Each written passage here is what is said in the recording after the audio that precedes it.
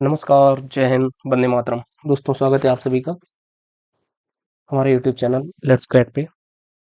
दोस्तों आज हम बात करने वाले हैं भारत के इतिहास से संबंधित यानी कि भारत के इतिहास एवं संस्कृति से संबंधित जो भी यानी 1991 से लेके 2021 तक के यूपी दरोगा के या यूपी पुलिस के जितने भी एग्जाम हुए हैं उन सभी में इतिहास से संबंधित आज तक जितने भी क्वेश्चंस पूछे गए हैं, जितने भी सवाल पूछे गए हैं, जितने भी प्रश्न पूछे गए हैं उन सभी का हम एक विश्लेषण करने वाले हैं इसमें इस वीडियो में आपको लगभग 250 से 300 तक क्वेश्चंस जो अभी तक के सभी एग्जाम्स में मतलब सभी जो भी की यूपी दरोगा के एग्जाम्स हुए थे 1991 से लेके अभी तक उसमें पूछे गए हैं। तो उनके बारे में हम यहाँ पे विस्तृत एक तरीके से विस्तृत तो नहीं पर हाँ सारे जो भी क्वेश्चंस हैं वो हम यहाँ पे करने वाले हैं। ठीक है, तो ये आपके एग्जाम के पॉइंट ऑफ व्यू से और आपके एग्जाम में भी यहाँ से क्वेश्चन सीधे सीधे पूछे जा सकते हैं, तो ये आपको बहुत हेल्पफुल रहेंगे। ठीक है, जब आप एग्जाम हॉल में बैठे होंगे तो वहाँ पे कहीं ना कहीं आपको अगर 10 क्वेश्चंस हैं तो 10 में मिनिमम 7 से 8 क्वेश्चन आपको इन्हीं 300 क्वेश्चंस में से मिलने वाले हैं। ओके, तो चलिए दोस्तों बिना किसी देरी के शुरू करते हैं। बाकी आगे बढ़ने से पहले अगर आपने हमारे चैनल को सब्सक्राइब नहीं किया तो लेट्स क्रैक विद आयु को सब्सक्राइब कर लीजिए। ठीक है, और अपने दोस्तों के साथ भी शेयर करिए अगर वो आपके मित्र, आपके छोटे बड़े भाई बहन अगर यूपीएसआई की तैयारी कर रहे हैं या फिर यूपी पुलिस की तैयारी कर रहे हैं तो ये वीडियो या ये क्लास ये चैनल उनके लिए बहुत हेल्पफुल रहने वाला है। ठीक है, तो बिना देरी के आगे बढ़ते हैं। आज हमारा टॉपिक है भारत का इतिहास एवं संस्कृति। ठीक है, इसमें हमारे बेसिकली 4 सेक्शन रहेंगे जिसमें प्राचीन इतिहास, मध्य इतिहास, आधुनिक इतिहास या फिर कह सकते हैं कि स्वतंत्रता भारतीय इतिहास या जो कह सकते हैं भारतीय आज़ादी का स्वतंत्रता संग्राम और उसके बाद में थोड़ी बहुत संस्कृति। ठीक है, तो कुल मिला के लगभग 5 टॉपिक इसमें रहने वाले हैं। ठीक है, तो जुड़े रहेंगे आप लास्ट तक हमारे साथ। हो सकता है ये क्लास थोड़ी लंबी हो जाए, 1 घंटा 1.5 घंटा या 2 घंटे तक की भी हो सकती है। तो आप लोग लास्ट तक जुड़े रहेंगे और अपने लास्ट में कमेंट करके अपना स्कोर अवश्य बताएंगे कि आपके लगभग 300 में या 100 में कितने क्वेश्चंस आपने करेक्ट कर लिए। ओके, तो पहला क्वेश्चन हमारा यहाँ पे बनता है, निम्नलिखित में से किस त्योहार को बसंत का त्योहार भी कहा जाता है? ऑप्शन ए होली, शिवरात्रि, आयुध पूजा और दिवाली। आयुध पूजा बेसिकली जो वेपन्स की पूजा होती है जो कि बेसिकली दशहरे पे होती है। जैसे कि अभी अगर आपने एक वीडियो चल रहा है चर्चा में जहाँ पे राजा भैया जो कि प्रतापगढ़ कुंडा से विधायक हैं उनका एक वीडियो काफी चर्चा में है जहाँ पे उन्होंने कई सारे शस्त्रों की पूजा का एक वीडियो शेयर किया है। तो वही है ये आयुध पूजा। ठीक है, बेसिकली हम बात करते हैं कि किस त्योहार को बसंत त्योहार कहा जाता है, वो आपका हो जाएगा होली। ठीक है, आगे बढ़े, आप कमेंट करते रहिएगा। ओके, तो होली बेसिकली आप सभी को पता ही है।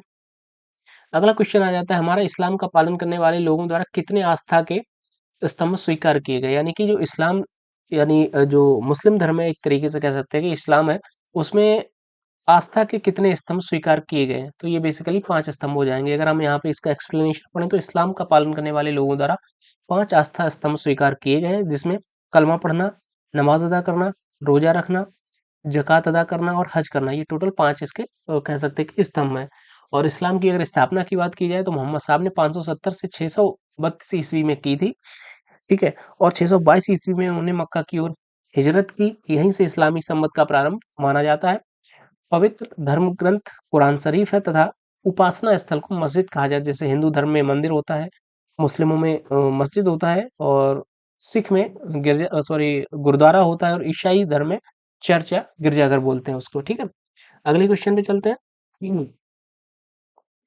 भारत में पहली रेलवे लाइन का प्रचालन किस वर्ष किया गया था? इसको आप कमेंट करके बताइएगा। भारत में सबसे पहली जो रेलवे लाइन कह सकते हैं कि भारत में की जो पहली रेलवे लाइन का प्रचालन हुआ था वो किस वर्ष हुआ था? ठीक है, अगला क्वेश्चन, क्वेश्चन नंबर हमारा 4th हो जाएगा। अच्छा, अगर हम इसके बारे में बात करें रेलवे के बारे में एक बार इसका एक्सप्लेनेशन पढ़ लेते हैं पूरा। ठीक है, तो डलहौजी के टाइम पे रेलवे का शुभारंभ हुआ था। उस समय भारत में जो गवर्नर जनरल था वो डलहौजी था। ठीक है, और ठाणे मुंबई से ठाणे के मध्य में ये पहली रेलवे लाइन का कह सकते हैं कि संचालन हुआ था। ठीक है, और ग्रेट इंडियन पेनिनसुला रेलवे द्वारा जो कंपनी थी उसका नाम था ग्रेट इंडियन पेनिनसुला। और भारतीय रेल मंत्रालय के तहत एक सरकारी संस्था भारतीय रेलवे रेल मंत्रालय के अंतर्गत एक सरकारी संस्था है जो भारत की राष्ट्रीय रेलवे प्रणाली का संचालन करती है। भारतीय रेलवे दुनिया का तीसरा सबसे बड़ा नेटवर्क है। ठीक है, अगला क्वेश्चन, डांसिंग गर्ल की कांस्य प्रतिमा किस सिंधु सभ्यता से मिली थी? ये आपका कहाँ हो जाएगा? मोहनजोदड़ो।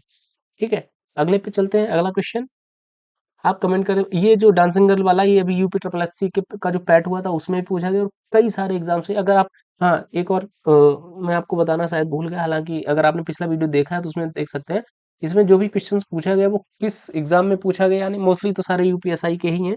ठीक है, तो ये तो जानने की जरूरत है नहीं, पर वो किस तारीख को पूछा गया और किस शिफ्ट में पूछा गया, वो भी इसमें नीचे नीचे साथ के साथ मेंशन है, तो ये आपके लिए बहुत हेल्पफुल रहने वाला है।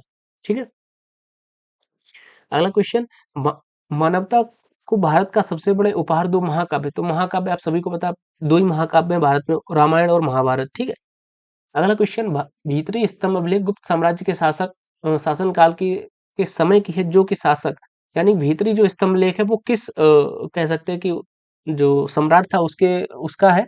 भीतरी स्तंभ अभिलेख ये बेसिकली स्कंदगुप्त का है। ठीक है, अगला क्वेश्चन,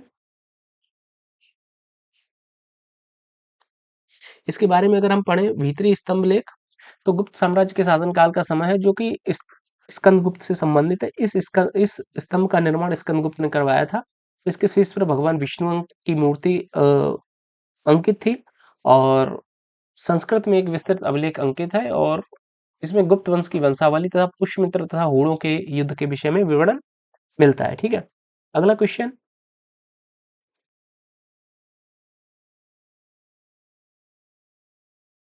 कालिदास के महाविकाग्निमित्र का नायक अग्निमित्र किसका पुत्र था? ठीक है, मतलब कालिदास द्वारा रचित एक कह सकते हैं कि एक नाटक है जिसका नाम है मालविका अग्निमित्र, जिसमें अग्निमित्र, ये अग्निमित्र यहाँ पे एक राजा का पुत्र होता है, मालविका एक नायिका कह सकते हैं, या कह सकते हैं कि इसको, इससे जो भी है इसका सिस्टम हो जाता है। तो मालविका और अग्निमित्र को मिला के मालविका मालविका अग्निमित्र एक नाटक का रचना करते हैं। कौन करता है? कालिदास। ये पुस्तक भी कई बार पूछी गई है कि मालविका अग्निमित्र जो पुस्तक है या नाटक है, नाटक संग्रह, ये किस रचयिता द्वारा या किस लेखक द्वारा लिखा गया, तो वो बेसिकली हो जाएंगे कालिदास। और इसमें जो अग्निमित्र है, इसका जो नायक है वो किस राजा का पुत्र है, तो ये बेसिकली हो जाएगा पुष्यमित्र, पुष्यमित्र शुंग। ठीक है, इसका पुत्र था अग्निमित्र। इसके बारे में अगर हम पढ़ें तो ये अ, म- नायक विदिशा के राज्यपाल पुष्यमित्र शुंग के पुत्र मित्र था। ठीक है, और रचना की नायिका जो मालव देश की राजकुमारी मालविका है, और श्रृंगार रस के प्रधान 5 अंगों का नाटक है। कुल मिला के वही मैंने जो आपको बताई दिया, वही सारा कुछ सिस्टम है इसमें। ठीक है, अगला क्वेश्चन, निम्नलिखित में से किस व्यक्ति को हिंदू दर्शन की सांख्य पद्धति के संस्थापक, तो हिंदू दर्शन का जो सांख्य पद्धति है, तो सांख्य पद्धति का दर्शक कौन हो जाएगा? संस्थापक ही कपिल मुनि हो जाएंगे। ठीक है, वहीं अगर गौतम जो ज्ञान दर्शन है, ज्ञान दर्शन ही है ना, न्याय दर्शन, हाँ, जो गौतम ऋषि को न्याय दर्शन का वो माना जाता है, और योग का पतंजलि को माना जाता है, और कपिल मुनि को, कपिल ऋषि को संख्या पद्धति का संस्थापक माना जाता है। ठीक है, ये आप ध्यान रखेंगे, काफी इंपॉर्टेंट है ये टॉपिक। हो सकता है आपसे गौतम ऋषि का पूछ ले, पतंजलि का पूछ ले, कपिल का पूछ ले। तो कपिल का हो जाएगा आपका संख्या पद्धति, पतंजलि का योग पद्धति, ठीक है, और गौतम ऋषि का न्याय पद्धति। ठीक, अगला क्वेश्चन, अगला क्वेश्चन है, हड़प्पा सभ्यता में गढ़ी शब्द किस जगह के लिए जाना जाता है? तो गढ़ी बेसिकली वो होता था जहाँ पे कह सकते हैं कि जो उच्च वर्ग के लोग होते थे, जैसे कि अगर आप अभी भी आपके गांव में या क्षेत्र में कहीं भी ऐसा गांव है, तो उसमें एक गढ़ी करके, जैसे बेसिकली मेरे गांव में एक मोहल्ला है गढ़ी करके, तो वह वो काफी गांव में सबसे ऊंचाई पे जो मोहल्ला होता है उसको बेसिकली गढ़ी बोलते हैं। जैसे कि अगर पुराने टाइम पे राजा का जो किला रहता है या जमींदार का जो घर होता था, वो बेसिकली एक टॉप लेवल पे रहता। तो गढ़ी बेसिकली हड़प्पा सभ्यता में गढ़ी उसी शब्द को बोला जाता है जहाँ पे उच्च वर्ग के लोग बसते थे या रहते थे, उनका आवास होता था। उच्च वर्ग में कौन सा, या तो जमींदार आता था या राजा आता था। ठीक, आगे चले, अगला क्वेश्चन, वैदिक काल में निम्नलिखित में से किस अनाज के लिए व्रीहि शब्द का उपयोग किया जाता था? व्रीहि बेसिकली हो जाएगा आपका चावल। ठीक है, गोधूम, यहाँ पे आप ध्यान रखेंगे, इस क्वेश्चन को भी आप एक बार नोट कर लीजिएगा। व्रीहि हो जाएगा आपका चावल। ठीक है, और व्रीहि धान के लिए बेसिकली प्रयोग किया जाता था। अब इसमें धान है नहीं तो ये चावल हो जाएगा। यव हो जाएगा जौ के लिए।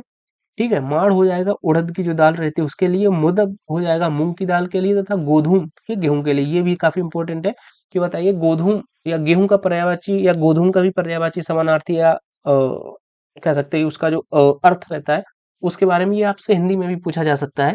ठीक है, तो ध्यान रखेंगे, व्रीहि धान के लिए, गोधूम गेहूं के लिए। ठीक है, तथा यव जो होता है वो जौ के लिए प्रयोग में लिया जाता है।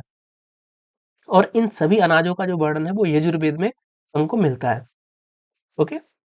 अगला क्वेश्चन हमारा बन जाता है कि निम्नलिखित में से कौन सा स्थान बुद्ध वंश के शासकों द्वारा शासित था। तो जो बुद्ध बेसिकली महात्मा, ये बुद्ध वंश नहीं है, बेसिकली महात्मा बुद्ध से संबंधित है कि महात्मा बुद्ध के जो पूर्वज थे या उनके आने वाली जो पीढ़ियां थी उन्होंने किस स्थान पर शासन किया था। बेसिकली अंग था नहीं, गांधार था नहीं, मगध था नहीं, वो बेसिकली कपिलवस्तु के, आप सभी ने अगर जो महात्मा बुद्ध की स्टोरी पढ़ी है उसमें पढ़ा ही होगा कि उनके पिताजी जो थे, क्या नाम था उनका, शायद शुद्धोधन, सुद्धोधन ही नाम था ना, हाँ सुद्धोधन, वो बेसिकली कपिलवस्तु के राजा थे, उनके ये पुत्र थे, क्या नाम, महात्मा बुद्ध, इनका पहले नाम कुछ और था।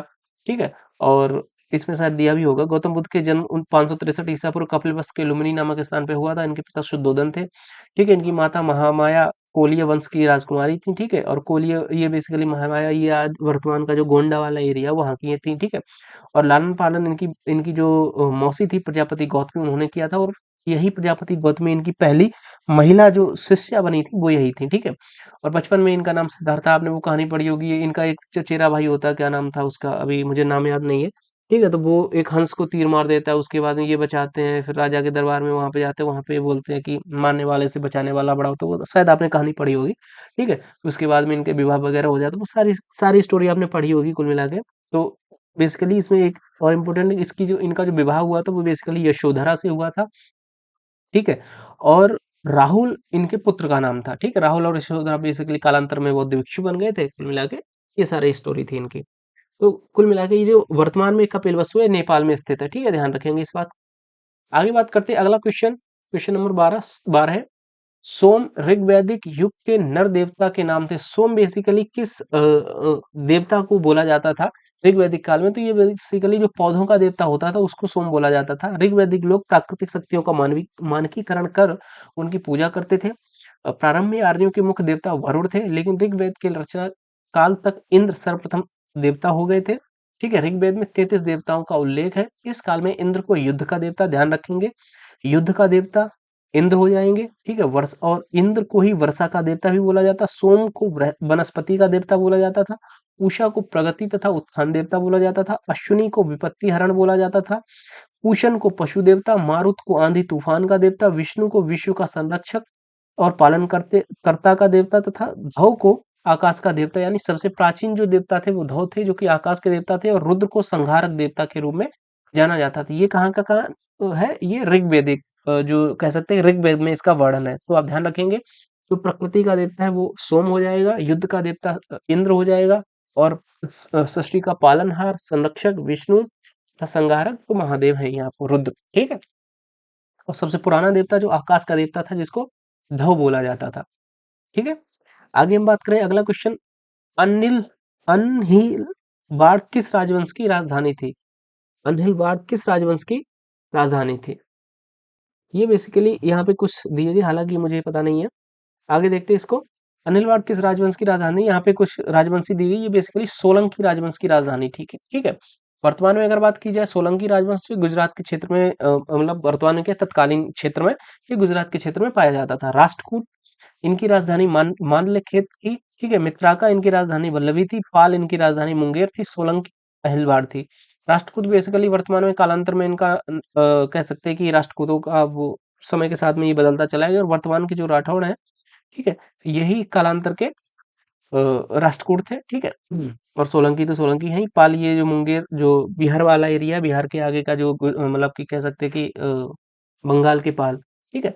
इस तरीके से ये इनकी राजधानी थी, और वल्लभी जो थी वो मित्राका की राजधानी थी। अगला क्वेश्चन, कान्यकुब्ज किस भारतीय शहर का प्राचीन नाम है? ये तो भाई हमारा ही शहर है, कान्यकुब्ज कन्नौज का पुराना नाम है। आप सभी को पता है प्राचीन काल में जो कन्नौज था वही भारत की राजधानी हुआ करती थी, और उसी का नाम कान्यकुब्ज था। कई एग्जाम्स में ये क्वेश्चन सीधा सीधा पूछा गया है। ठीक है। और ये गंगा नदी के किनारे स्थित ये शहर है। ठीक है। ध्यान रखेंगे इस बात को। अगला क्वेश्चन, निम्नलिखित में से किस वास्तुकार ने राजा बिंबिसार के महल को बनवाया था? तो बेसिकली राजा बिंबिसार का जो महल था वो महागोविंद ने बनवाया था। ये एक वास्तुकार था। वास्तुकार गोविंद महागोविंद ने राजा बिंबिसार के महल को बनवाया था। बिंबिसार को मगध साम्राज्य का वास्तविक संस्थापक माना जाता है। उसने राजगृह को अपनी राजधानी बनाया था। ठीक है। अगला क्वेश्चन, प्राचीन समुद्री बंदरगाह मुजीरिस किस भारतीय राज्य का हिस्सा था? तो ये बेसिकली आपका केरल का हिस्सा हो जाएगा। ठीक। प्राचीन समय में दक्षिण भारत तथा मिस्र, यूनान, रोम के मध्य मसाले का व्यापार इसी जो बंदरगाह है मुजीरिस, इसी से होता था। ठीक। अगला क्वेश्चन, क्वेश्चन नंबर 17। एक पौराणिक कथा के अनुसार किस देवता ने दशाश्वमेध घाट पर किए जाने वाले दशाश्वमेध यज्ञ के दौरान 10 घोड़ों की बलि दी थी? ठीक है, ये बेसिकली आपको ध्यान रखना है। ये बेसिकली जो ब्रह्मा थे, ब्रह्मा ने दशाश्वमेध घाट पे 10 घोड़ों की बलि दी थी। ठीक है, और ये दशाश्वमेध घाट स्थित कहाँ पे? ये बेसिकली वाराणसी या काशी में गंगा तट पर स्थित है। गंगा तट पर 4 किलोमीटर के बसे 84 घाटों में से, यानी कि टोटल 84 घाट है गंगा जी के काशी में, उसमें से एक घाट का नाम है दशाश्वमेध घाट, और यहीं पे ये यज्ञ हुआ था, दशाश्वमेध यज्ञ। यहाँ पे ब्रह्मा जी ने 10 अश्वों की, यानी कि 10 घोड़ों की बलि दी थी, इसी वजह से इस घाट का नाम दशाश्वमेध घाट पड़ गया था। ठीक है, दशाश्वमेध का शाब्दिक अर्थ है 10 घोड़ों का बलिदान। पौराणिक कथा के अनुसार भगवान ब्रह्मा ने इस घाट पर दशाश्वमेध यज्ञ किया था, जिससे 10 घोड़ों की बलि दी थी।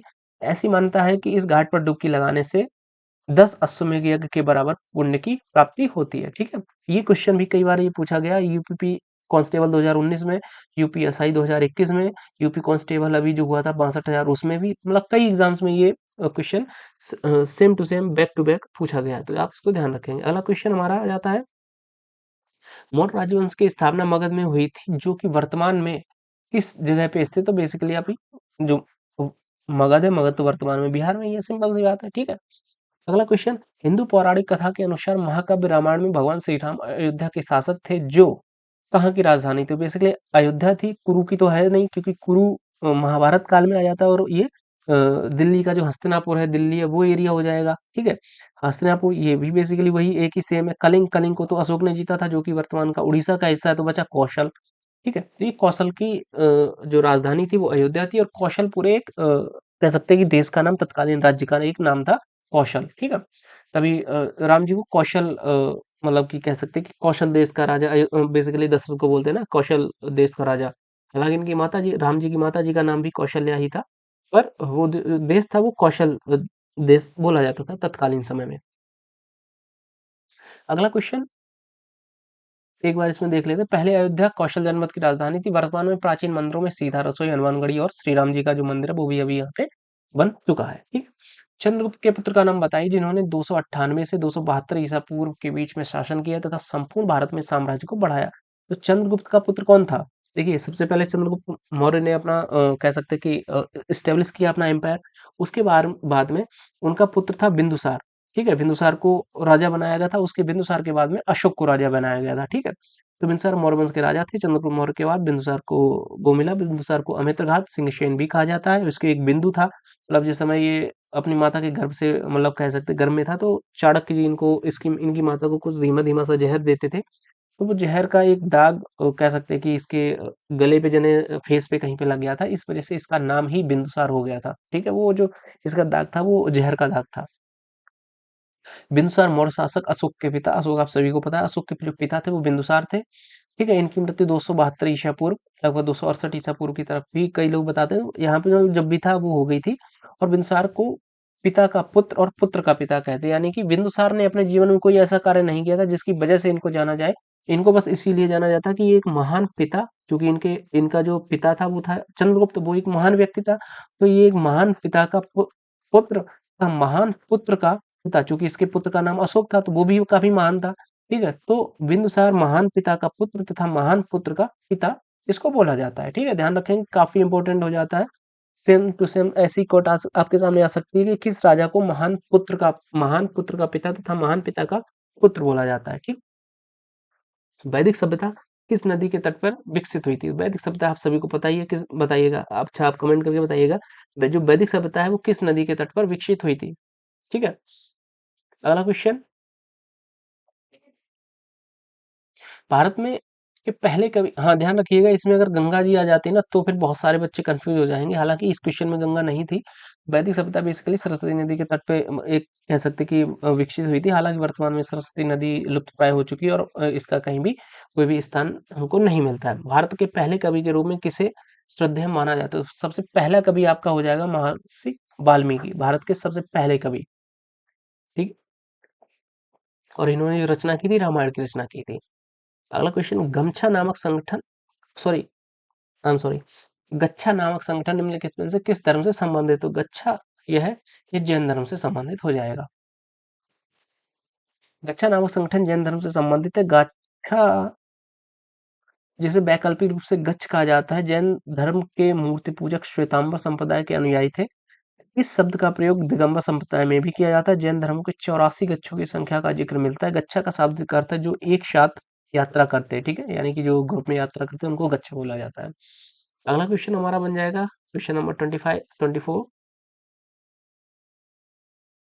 तीसरी बौद्ध परिषद या तीसरी बौद्ध संगीति के शहर में आयोजित की गई थी। हालांकि अगर आपने हमारे वीडियो देखा तो आप उसको उसके अकॉर्डिंग सीधा बता सकते हैं। राजा महाराजा आजा वैसा सबकी काल है, पटाओ मतासिक कुंवर जी कंगाल है। तो पटा तीसरी बौद्ध शक्ति है, पटाओ से पाटलिपुत्र हो जाएगा। ठीक है, अगला क्वेश्चन देखिए, मैंने आपको बताया था राजा महाराजा आजा, तो पहली हो जाएगी राजगृह। महाराजा आजा वैश्य शब्द की काल है, दूसरी हो जाएगी वैशाली। ठीक है, पटाओ मतासिक से पाटलिपुत्र, और पटाओ मतासिक कुंवर जी कंगाल है, तो कुंवर जी कंगाल है। चौथी चौथी कहाँ होगी? कुंवर जी कंगाल है, शायद कश्मीर में थी चौथी। ये है ना, आखिरी संगीत का आयोजन कश्मीर के कुंडलवन में हुआ था। ठीक है, ये कनिष्क के द्वारा की गई थी।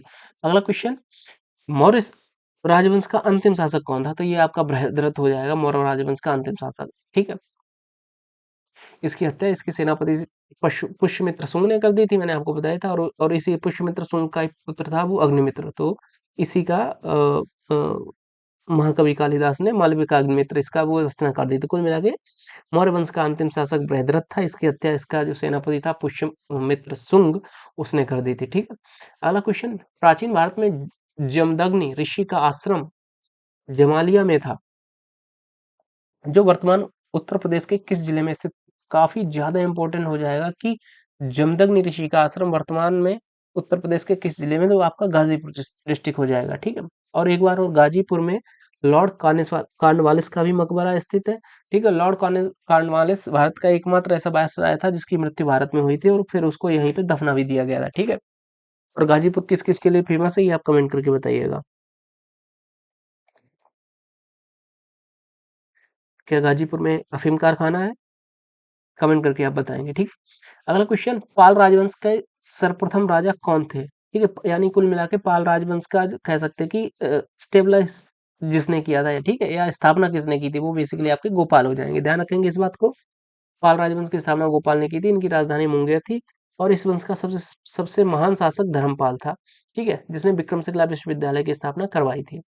अगला क्वेश्चन, किसे मगध की राजधानी राजगृह से पाटलिपुत्र स्थानांतरित कर दिया था? तो वो इसीलिए अजातशत्रु हो जाएगा। ठीक है, पहला क्वेश्चन, क्या इतावली यात्री वह इतावली यात्री जिसने विजयनगर साम्राज्य का अत्यंत प्रशंसात्मक वर्णन विस्तृत वर्णन किया, वह कौन सा था? यानी कि वह कौन सा यात्री था जिसने विजयनगर साम्राज्य आप सभी को पता है, हरिहर एवं बुक्का ने विजयनगर साम्राज्य की स्थापना की थी। कब की थी? 1336 ईस्वी में की थी। ठीक, तो बेसिकली वो जो यात्री था वो कौन सा हो जाएगा? इतावली यात्री वो हो जाएगा आपका निकोलो कॉन्टी। निकोलो कॉन्टी है ना, हाँ।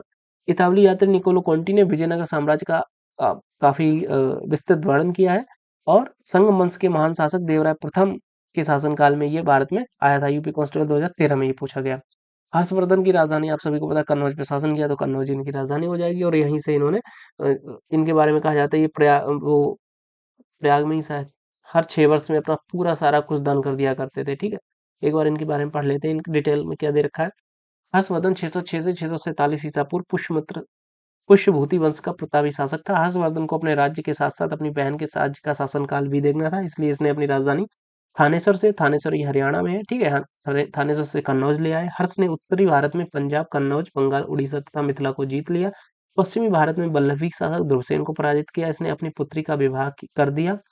और हर्ष के काल में चीनी यात्री ह्वेनसांग भारत आया था। काफी इंपोर्टेंट है ये पॉइंट।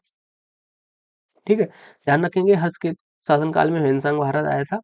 और हर्षचरित का लेखक बाणभट्ट हर्ष का दरबारी कवि था। हर्ष ने स्वयं नागानंद, रत्नावली और प्रियदर्शिका नामक ग्रंथ की रचना की थी। ठीक है, अगला क्वेश्चन आ जाता है हमारा, बुद्ध यानी महात्मा बुद्ध ने अपना पहला उपदेश कहाँ पे दिया था? तो वो उन्होंने अपना पहला उपदेश सारनाथ में दिया था। इनके बारे में भी पढ़ लेते हैं हम एक बार थोड़ा। महात्मा बुद्ध के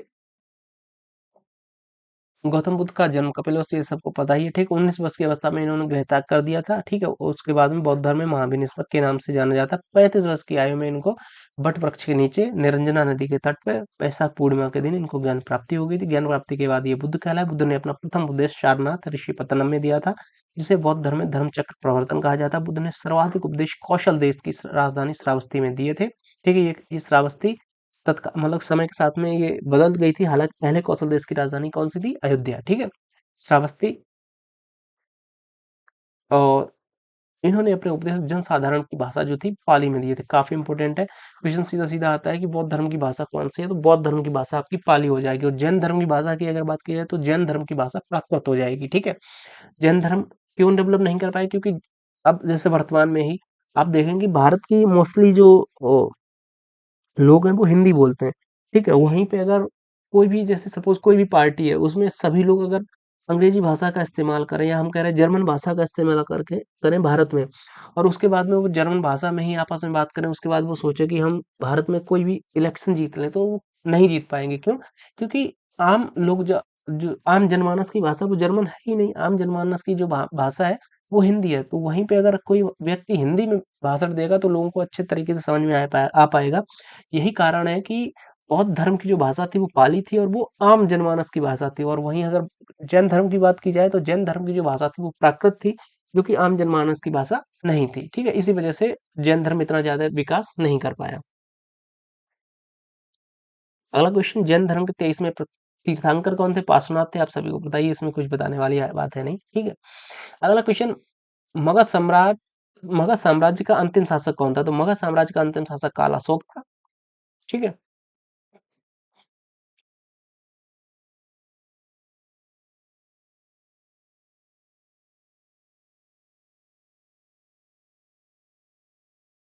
अगला क्वेश्चन, आर्यभट्ट था एक प्रसिद्ध, तो आर्यभट्ट कौन था? एक बेसिकली खगोलवेत्ता था, ठीक है। आप सभी को पता है आर्यभट्ट ने जीरो की खोज की थी। तो आर्यभट्ट एक चिकित्सक होंगे नहीं, चित्रकार होंगे नहीं, वैज्ञानिक होंगे नहीं, तो ये खगोलवेत्ता हो जाएंगे, ठीक है।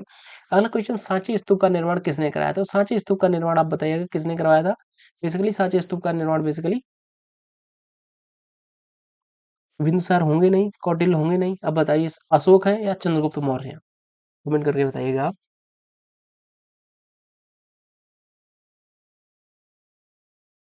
एक मिनट, इसका ये देख लेते हैं, ये कहाँ पे स्थित है, ठीक है। ये बेसिकली मध्य प्रदेश की जो रायसेन डिस्ट्रिक्ट है, मध्य प्रदेश में ही ना रायसेन डिस्ट्रिक्ट, हाँ, ठीक है, वहां पे स्थित, भोपाल से लगभग 46 किलोमीटर दूर स्थित है, ठीक है। और इसका बेसिकली निर्माण आपको पता ही है, अशोक ने करवाया था, ठीक। अगला क्वेश्चन, श्वेतांबर और दिगंबर किस धर्म के कह सकते हैं कि इससे संबंधित है? ये बेसिकली जैन धर्म से संबंधित है, श्वेतांबर और दिगंबर। श्वेतांबर जैन धर्म में देखिए दो शाखाओं में जैन धर्म विभाजित हो गया था। एक लोग जो थे वो निर्वस्त्र रहते थे, और एक लोग जो थे वो वस्त्र पहनते थे। जो वस्त्र पहनते थे उनको श्वेतांबर बोला जाता था, और जो वस्त्र नहीं पहनते थे उनको दिगंबर बोला जाता था। अगला क्वेश्चन,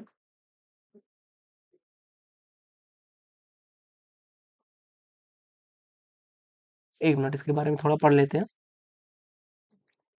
जैन धर्म के आदि संस्थापक तथा प्रथम तीर्थंकर ऋषभदेव थे, परंतु जैन धर्म के वास्तविक संस्थापक के रूप में महावीर स्वामी को जाना जाता है। ये जैन धर्म के 24वें तीर्थंकर तथा अंतिम तीर्थंकर थे।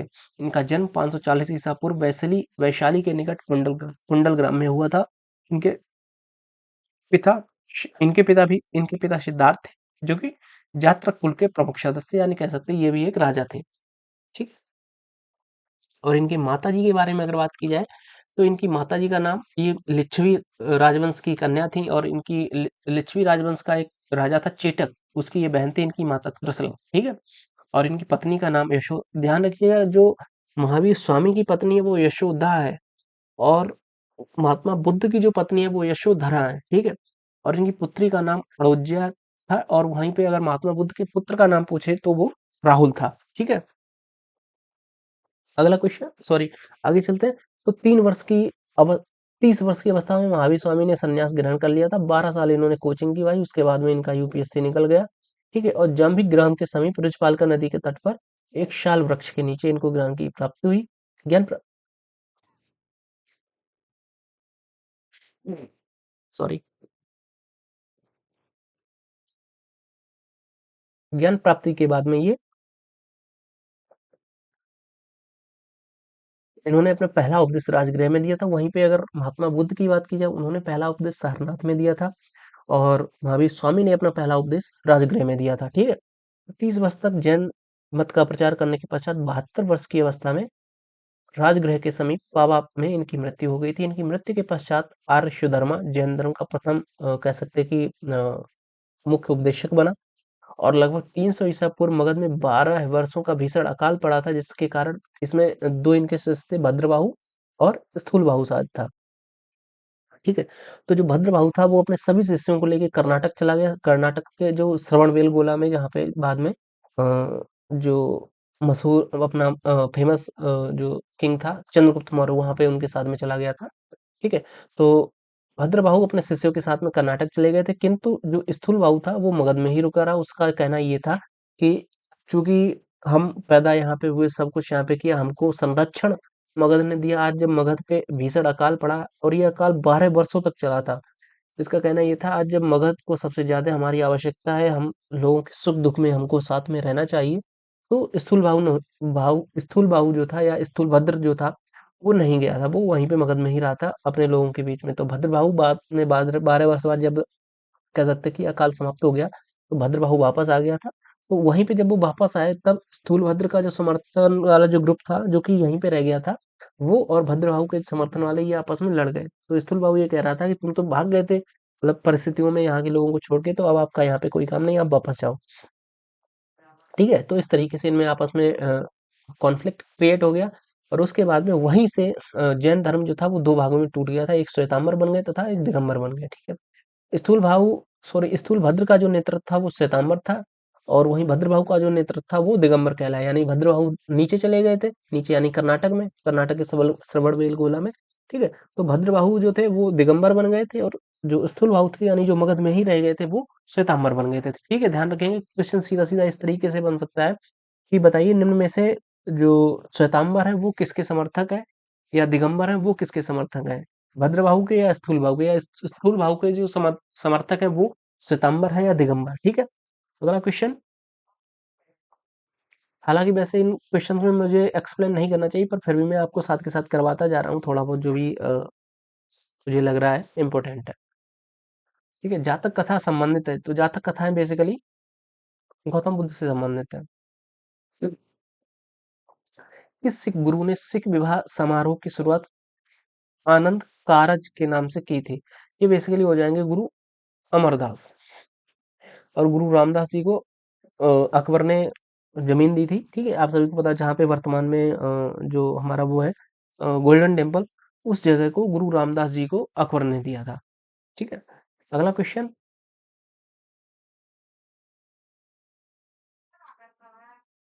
दूसरे चंद्रगुप्त के काल में निम्न में से किसने भारत का दौरा किया था? हम्म, देखिए, सीधा सीधा मैंने आपको बताया था जो हेन सांग है ये हर्षवर्धन के टाइम पे भारत आया था और जो फाहियान था ये चंद्रगुप्त द्वितीय के कार्यकाल के दौरान भारत आया था। ठीक है, ध्यान रखेंगे अश्वघोष ये तो भारतीय कवि ही थे, वसुमित्र ये तो भारत के ही थे। ठीक है, तो दो चीनी यात्री अभी तक भारत आए, ह्वेनसांग और फाहियान। ह्वेनसांग हर्षवर्धन के टाइम पे आया और फाहियान समुद्रगुप्त के टाइम पे। ह्वेनसांग से आप ध्यान रखेंगे आगे हा आ रहा, हा यानी कि हर्षवर्धन। ठीक है, तो इसको इस तरीके से सीधा रिलेट कर पाएंगे और फाहियान तो है ही चंद्रगुप्त के टाइम पे। ठीक है, अगला क्वेश्चन, क्वेश्चन नंबर 40। सबसे प्राचीन भारतीय साहित्य वेद है? सबसे प्राचीन भारतीय साहित्य वेद है। कुल वेदों की संख्या तो ये तो सभी को पता ही होगा यार, अपने भारत में या भारत की संस्कृति में कितने वेद हैं? 4 वेद हैं, ऋग्वेद, यजुर्वेद, सामवेद, अथर्ववेद। ठीक है, और वेदांगों की संख्या 6 है, पुराणों की संख्या 18 है और सबसे प्राचीन वेद ऋग्वेद है, सबसे नया वेद जो है वो अथर्ववेद है। ठीक, ये भी इंपॉर्टेंट हो जाता है। प्राचीन भारतीय संस्कृति और सभ्यता के प्रतीक निम्नलिखित शहरों से किसके अवशेष पाकिस्तान में? हड़प्पा के, मोहनजोदड़ो के, कालीबंगा के। तो भाई वर्तमान में अगर हम बात करें, मोहनजोदड़ो तो सीधा सीधा पाकिस्तान में है, तो बी ये तो होने वाला नहीं। अब कालीबंगा, कालीबंगा बेसिकली गुजरात का हिस्सा है, तो ये भी सी तो इसमें होना नहीं है। ठीक है, तो ये हो नहीं पाएगा। सिर्फ भी है नहीं, हड़प्पा भी है वर्तमान की पाकिस्तान में, तो ए और बी ये हो जाएगा। ये देखिए नीचे दिया भी है, पंजाब के माउंट गोबरी जो हड़प्पा का स्थित है, रावी नदी के किनारे स्थित है, ठीक है। मोहनजोदड़ो को मोदों का टीला कहते हैं। ये एक नगरीय व्यवस्था थी जो पाकिस्तान के सिंधु प्रांत के दाहिने हिस्से में स्थित है, ठीक है। और आगे अगर बात करें तो कालीबंगा राजस्थान के हनुमानगढ़ जिले में स्थित है, और जो घग्गर नदी के तट पर स्थित है। सिंधु सभ्यता अन्य भारतीय रूपड़, लोथल, बनावली, रंगपुर, सुरकोत, कोटदा, धौलावीरा, राखीगढ़ी, दैमाबाद, आलमगीरपुर, मांडा, ये सारे कुछ भारत में स्थित हैं, ठीक है। पहली बार भारत के बाहर आने वाले और भारत में बसने वाले कौन थे? मुगल, अफ्रीकन, आर्य, अंग्रेज। तो सबसे पहले अगर भारत में बात की जाए तो वो कौन थे? आर्य आए थे, ठीक है। अगला क्वेश्चन, वेदों में सबसे प्राचीन कौन सा है? तो सबसे प्राचीन वेद तो ऋग्वेद ही है, ऊपर भी मैं बता चुका और आपको पता भी होगा।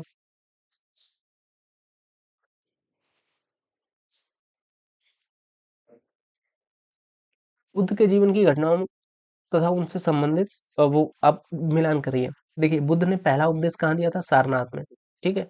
इनका जो जन्म स्थान हुआ था, जन्म कहाँ पे हुआ था? लुम्बिनी में। सीधा सीधा ज्ञान प्राप्ति इनको बोध गया में हुई थी, निर्वाण इनको किसी ने का सीधा ही सीधा है, कोई दिक्कत ही नहीं।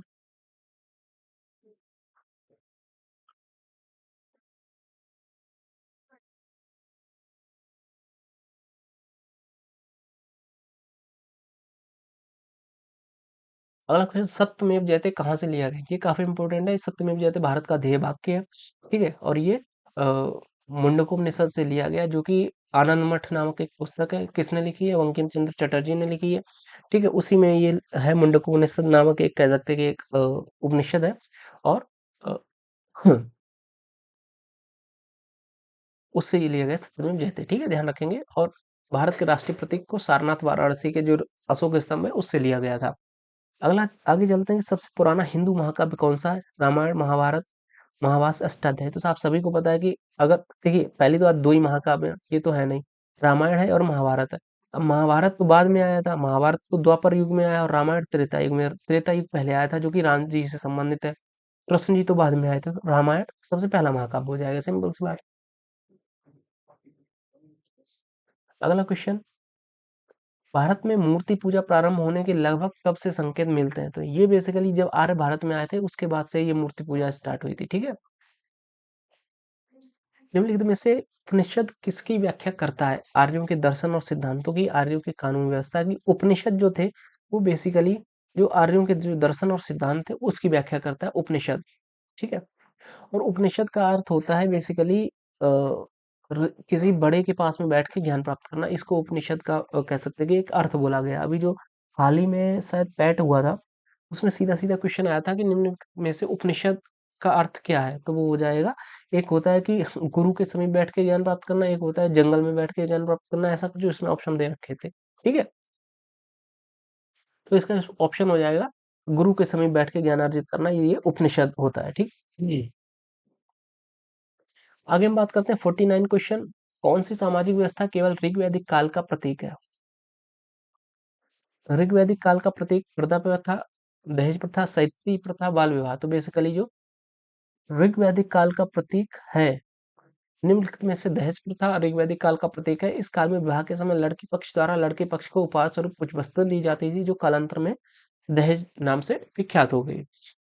सिंधु सभ्यता में निर्यात किया जाता था सूती वस्त्र का, मिट्टी के बर्तन का, सोना का और काली मिर्च का। ये बेसिकली सूती वस्त्रों का निर्यात किया जाता था सिंधु सभ्यता में, ठीक है। सर्वप्रथम किसने चांदी के सिक्के चलाए? ये काफी इंपॉर्टेंट क्वेश्चन है आपका इतिहास का। सर्वप्रथम किसने चांदी के सिक्के चलाए? ये बेसिकली विक्रमादित्य, चंद्रगुप्त द्वितीय, जो कि विक्रमादित्य के नाम से फेमस था, ठीक है। अगला क्वेश्चन आ जाता है कि गुप्त काल में बौद्ध धर्म की चित्रकारी कारी का सबसे अच्छा नमूना कहाँ मिलता है? तो गुप्त काल में बौद्ध धर्म की चित्रकारी का सबसे अच्छा नमूना जो मिलता है वो बेसिकली अजंता की जो गुफाएं हैं वहां पे मिलता है, ठीक है। पूर्व का पूर्व वैदिक काल में समाज के विभाजन का आधार क्या था? पूर्व वैदिक काल में जो समाज के विभाजन का आधार बेसिकली उनके जो पेशा होता था, उनकी जो जॉब होती थी या जो वो कार्य करते थे उससे संबंधित होता था, ठीक है। भारत में मूर्ति पूजा कब शुरू हुई? सिंपल सी बात, आर्य जब आए, आर्यों के काल के पूर्व ही मूर्ति पूजा, मौर्य काल से गुप्त काल से इनमें से कोई नहीं है, बेसिकली आर्यों के समय से ही शुरू की गई। तो जहां तक मुझे लग रहा है इसका आंसर ए होना चाहिए। अगला क्वेश्चन, सिंधु घाटी सभ्यता में समाज की प्रकृति क्या थी? तो सिंधु घाटी सभ्यता पूरी तरीके से भाई नगरीय सभ्यता थी, ठीक है? ध्यान रखेंगे इस बात को। इसमें 6 प्रमुख नगर भी हैं, जिसमें आप देख सकते हैं हड़प्पा है, मोहनजोदड़ो है, चमुंदड़ो है, लोथल है, कालीबंगा है, हिसार तथा बनावली। ठीक है, हिसार तो वर्तमान में भी हरियाणा का एक कह सकते हैं कि वो है, क्या बोलते हैं, जिला, है ना? और मुख्य शहर भी है। अशोक महान के बारे में सत्य नहीं है। क्या-क्या? अशोक बौद्ध धर्म का अनुयायी था। भाई साहब सही बात है, अशोक ने बाद में बौद्ध धर्म अपना लिया था।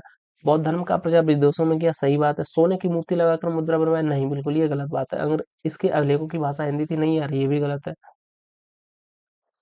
कौन सा सत्य नहीं है? तो ये बेसिकली आप इसको आप डी के साथ में जाएँगे, ठीक है? क्योंकि इसकी जो लिपि इसकी जो कह सकते हैं इसकी जो भाषा थी बेसिकली ब्राह्मी लिपि थी और ब्राह्मी या खरोष्टी लिपि में इसने सारी कुछ वो करवाया था अपना शिलालेख वगैरह, ठीक है? अगला क्वेश्चन।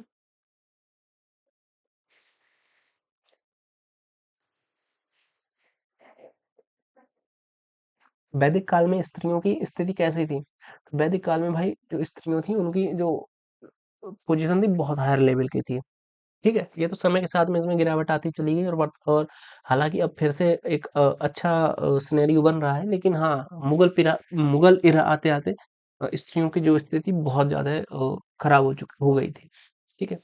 प्राचीन राजवंश विंध्याचल पर अपने प्रभुत्व के कारण विंध्य शक्ति के नाम से जाना जाता है। प्राचीन राजवंश विंध्याचल, तो विंध्याचल में बेसिकली वाकाटक का कंट्रोल था, हालांकि राष्ट्रकूट का भी कंट्रोल था, पर विंध्याचल के जो दक्षिण वाला पार्ट था वहां पे राष्ट्रकूटों का एरिया वगैरह पूरा कंट्रोल में था। विंध्याचल का जो था वाकाटक राजवंश था, ठीक है?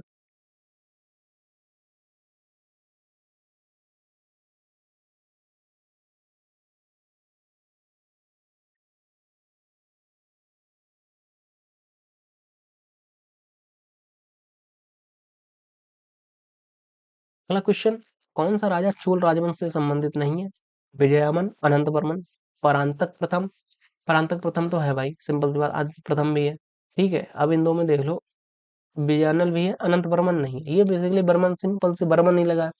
ये अगर आपने अभी वो पोनियन सेल्वन मूवी देखी PS1 PS2, तो उसमें आपने देखा होगा परांतक वन, आदित्य प्रथम, विजयालय, ये सारे, अगर आपने मूवी देखी हुई तो। अनंत वर्मन पूर्वी गंग वंश का संस्थापक था, ठीक है, ध्यान रखेंगे इसको। इसने कलिंग पर 71 वर्षों तक शासन किया था। इसी के काल में कोणार्क में प्रसिद्ध सूर्य मंदिर का निर्माण हुआ था।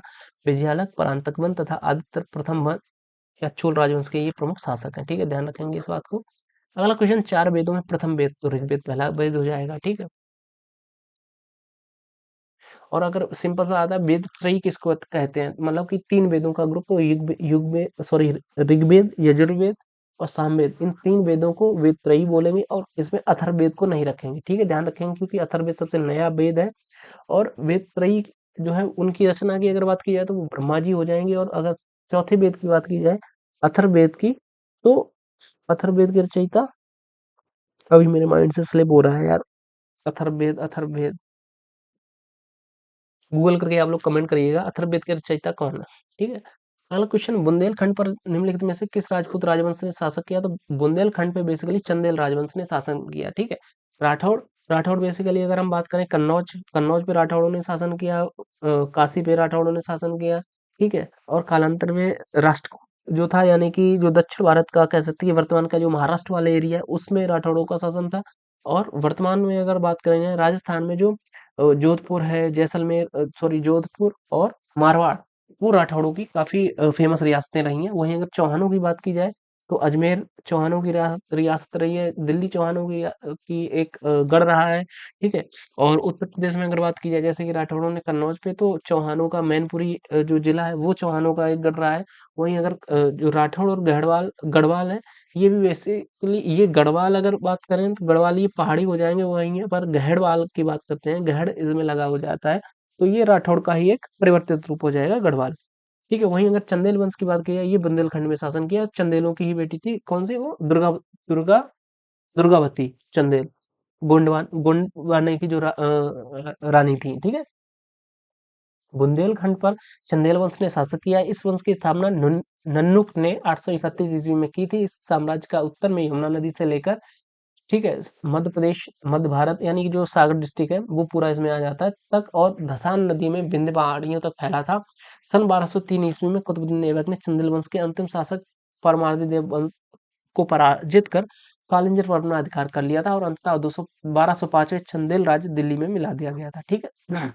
और चंदेलों ने ही जो गुफाएं थी, अरे कहाँ का, जो एक कोई मंदिर था काफी फेमस है, अभी मुझे ध्यान नहीं आ रहा है। हम्म, स्लिप हो गया माइंड से। वो चंदेल राजवंश ने ही बनवाया था। कोणार्क का सूर्य मंदिर चंदेल राजवंश ने बनवाया था। अब यार मुझे ध्यान नहीं है, स्लिप हो गया, छोड़ो उसको। निम्नलिखित में से त्रिपिटक किससे संबंधित है? त्रिपिटक बेसिकली जैन धर्म से संबंधित हो जाएगा, सॉरी बौद्ध धर्म से संबंधित हो जाएगा। ठीक है, ध्यान रखेंगे इस बात को। इसमें सुत्त पिटक, विनय पिटक और अभिधम्म पिटक, ये 3 पिटक होते हैं। ठीक है। और अगर इनकी एक्सप्लेनेशन की बात की जाए तो सुत्त पिटक है, इसमें पिटक त्रिपिटकों में सबसे बड़ा है और श्रेष्ठ है। इसमें बुद्ध के धार्मिक विचारों का उपदेश का संग्रह, तो धार्मिक विचार सुत्त पिटक है। बौद्ध धर्म की जो प्रथम मठवासियों का जो अनुशासन या नियम वगैरह वो विनय पिटक में है, और अभिधम्म पिटक, इस पिटक में बौद्ध धर्म के दार्शनिक व्यवस्था की जो व्याख्या है वो अभिधम्म पिटक में स्थित है। ठीक है, ध्यान रखेंगे इस बात को। अगला क्वेश्चन, जैन धर्म के संस्थापक कौन है? ठीक है, देखिए इसमें थोड़ा एक ट्रिकी क्वेश्चन है ये, थोड़ा मतलब कॉम्प्लिकेटेड हो सकता है आपके लिए। इसमें सीधा सीधा क्वेश्चन आ सकता है, जैन धर्म के संस्थापक कौन है और जैन धर्म के वास्तविक संस्थापक कौन है। देखिए महात्मा बुद्ध तो होंगे नहीं, ठीक है, क्योंकि ये बौद्ध धर्म के संस्थापक हैं। अब बचे आपके पार्श्वनाथ, ये 23वें तीर्थंकर हैं, तो ये भी नहीं हो गए। अब आपके दो बचे, एक ऋषभ देव, एक महावीर स्वामी। तो जैन धर्म के अगर वास्तविक संस्थापक की बात की जाए तो वो महावीर स्वामी हो जाएंगे, और जैन धर्म के सिर्फ संस्थापक की बात की जाए तो वो ऋषभ देव हो जाएंगे। ठीक है, ध्यान रखेंगे इस बात को, अपने कॉपी में नोट कर लीजिएगा, अपने माइंड में बिठा लीजिएगा। ठीक है, आगे हम बात करते हैं। अगला क्वेश्चन, अजंता गुफाओं का निर्माण कहाँ पे हुआ था? अजंता गुफाएं बेसिकली अगर बात करी जाए वर्तमान इनकी अगर लोकेशन की, तो अजंता की गुफाएं जो है महाराष्ट्र में स्थित है। इनका जो निर्माण हुआ था वो गुप्त काल में हुआ था। ठीक, भारत की प्राचीन राजधानी कौन सी? मदुरई, मिथिला, पाटलिपुत्र, कन्नौज। तो बेसिकली अगर मौर्य वंश की बात की जाए तो उस समय भारत की राजधानी पाटलिपुत्र थी, और उससे पहले की अगर बात की जाए हर्षवर्धन के टाइम पे, तो उस समय भारत की राजधानी कन्नौज थी। ठीक है, उस समय कन्नौज को कान्यकुब्ज नाम से जाना जाता था। ठीक है, अगला क्वेश्चन, भारत में शंकराचार्य पीठ नहीं है, इसको आप आंसर दीजिएगा। किस जगह पे शंकराचार्य पीठ नहीं है? द्वारका में नहीं है, पुरी में नहीं है, बद्रीनाथ में नहीं है, या मथुरा में नहीं है? ये 1991, देखो मैंने आपको बोला था ना कि 1991 से लेके 2021 तक यूपी पुलिस दरोगा में आए हुए आज तक के सारे क्वेश्चन आपको जो कि इतिहास से संबंधित है वो इस एक वीडियो में मिलने वाले। इससे पहले मैंने पर्यावरण का वीडियो किया था, पर्यावरण के लगभग 75 से 80 क्वेश्चन थे। वो सारे 1991 से लेके 1990 से लेके आज तक के एग्जाम में सारे पर्यावरण के क्वेश्चन उसमें आपको एक वीडियो मिल जाएंगे। अगर आपने अभी तक वो वीडियो नहीं देखा है तो जाइएगा, मैंने पिन करवा रखा है, लिस्ट में होगा, वहां से आप उसको देख सकते हैं। आगे बात करते हैं, भारत में शंकराचार्य पीठ कहाँ नहीं? तो बेसिकली मथुरा में शंकराचार्य पीठ नहीं है, द्वारका में भी है, पुरी में भी है, बद्रीनाथ में भी है, और मथुरा में नहीं है। ठीक है, अगला क्वेश्चन,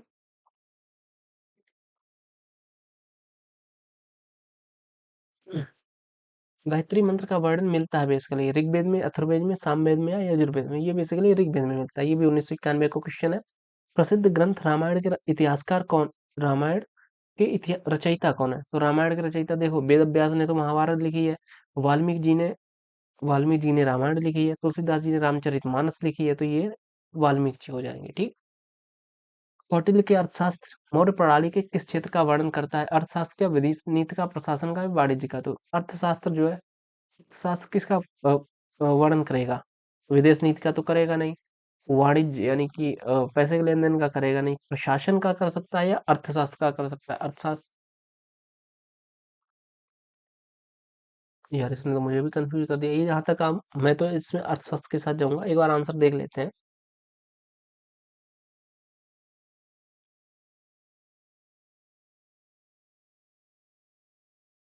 नहीं, प्रशासन है भाई। ठीक है, ध्यान रखेंगे इस बात को।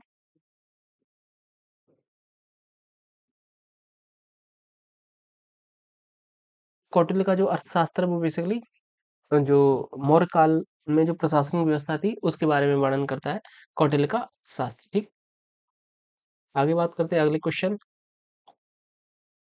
निम्नलिखित में से भारत का नेपोलियन किसे कहा जाता है? तो भाई भारत का नेपोलियन समुद्रगुप्त हो जाएगा आपका। कहते हैं समुद्रगुप्त का जो घोड़ा था वो तीन उसका पानी पीता था, तीन समुद्रों का। मतलब कुल मिला के ये कहा जाता है कि जो भारत था, भारत को समुद्रगुप्त के बाद में अगर बात करें तो औरंगजेब जो था उसने एक कर पाया था, उसके अलावा किसी ने भी एक नहीं कर पाया था समुद्रगुप्त के बाद में। तो ये भी काफी इंपॉर्टेंट क्वेश्चन बन जाता है कि भारत का नेपोलियन किसको कहते हैं। भारत का नेपोलियन समुद्रगुप्त को कहा जाता है। ठीक है, समुद्रगुप्त के प्राग प्रशस्ति अभिलेख में इसके विजय अभियानों के बारे में जानकारी मिलती है। इसकी रचना हरिशरण ने की थी। इसका वास्तविक लक्ष्य पृथ्वी को बांधना था, धरणीबंध। ठीक है, और इसके विजय अभियानों के उपलक्ष्य में इसने अश्वमेध यज्ञ करवाया। समुद्रगुप्त को उसके सिक्कों पर वीणा वादन करते हुए दिखाया गया था और उसे कविराज की उपाधि प्रदान की गई थी। इसके अतिरिक्त उसने लक्ष्य विदोहित्र, सर्वराजो छेदता, अप्रतिरत, परशु जैसी उपाधियां ग्रहण की थी। ठीक है, तो यहाँ तक हमारा जो प्राचीन इतिहास था उसके क्वेश्चंस अभी तक लगभग 70 प्लस क्वेश्चंस पूछे गए थे, तो वो कंप्लीट हो गए थे। अब हम बात करने वाले हैं मध्यकालीन इतिहास के बारे में। तो मध्यकालीन इतिहास से कितने क्वेश्चन पूछे गए ये तो आने वाला समय बताएगा। हम एक तरफ से शुरू करते हैं। ठीक है, दिल्ली में किस सुल्तान ने एवं बतूता का उसकी विद्वता और कला के उदार संरक्षण के रूप में उसकी प्रतिष्ठा से के लिए दिल्ली में काजी न्यायाधीश के रूप में नियुक्त की थी? तो बताइए, मतलब इब्न बतूता को दिल्ली में न्यायाधीश के रूप में किस शासक ने नियुक्त किया था? बेसिकली वही अपना पागल बादशाह मोहम्मद बिन तुगलक। और इसी ने इसको इंग्लिश खान, नहीं इंग्लिश खान तो वो दूसरा था, वो तो यार दूसरा था बंदा, इब्न बतूता नहीं था वो। जहांगीर के टाइम पे आया था वो, कौन था यार? वो भी मेरे माइंड से उतर गया। छोड़ो उसको, आगे बढ़ते हैं। इब्न बतूता प्रसिद्ध अफ्रीकी यात्री था। अफ्रीकी यात्री और लेखक था। इसका पूरा नाम मोहम्मद बिन अब्दुल्लाह इब्न बतूता था। ये 1333 में दिल्ली सल्तनत के सुल्तान मोहम्मद बिन तुगलक के शासनकाल में भारत आया था। सुल्तान ने इसका खूब स्वागत किया और इसकी बुद्धता से देखकर इसको दिल्ली में काजी नियुक्त कर दिया था। इसे मुगल शासक ने धार्मिक आधार पर लगाए गए जजिया तथा तीर्थ यात्रा कर को समाप्त सबसे पहले किया था। तो सबसे पहले तीर्थ यात्रा कर था वो किसने समाप्त किया था? अकबर ने। जजिया तथा तीर्थ यात्रा कर।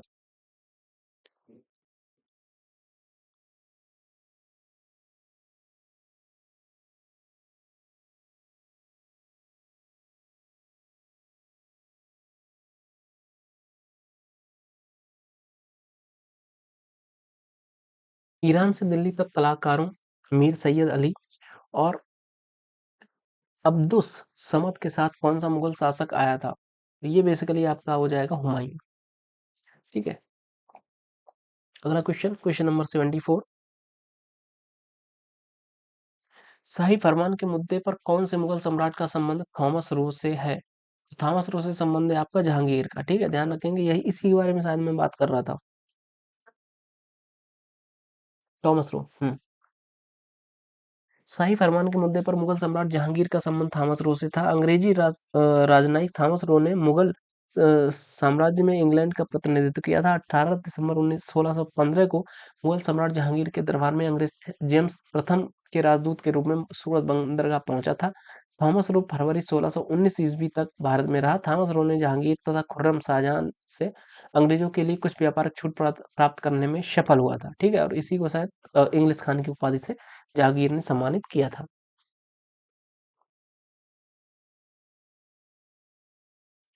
किस वर्ष में बाबर तैमूर वंश के फरगना में अपने पैतृक सिंहासन पर बैठा था यार? ये हो जाएगा आपका 1492। इसके बारे में थोड़ा पढ़ लेते हैं।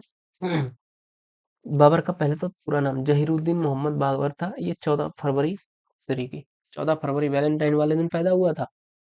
1483 फरगना पे पैदा हुआ था। बाबर अपने पिता की ओर से तैमूर, यार ये क्वेश्चन एक किसी एग्जाम में पूछा गया था कि बाबर का जो पिता की ओर से संबंध था वो तैमूर से था, चने माता की ओर से पूछा गया। मतलब कुल मिला के क्वेश्चन सीधा सीधा ये आया था कि शायद यूपी के लेखपाल का एग्जाम था, उसमें ये पूछा गया था कि बाबर किस तरफ से चंगेज खां का वंशज था।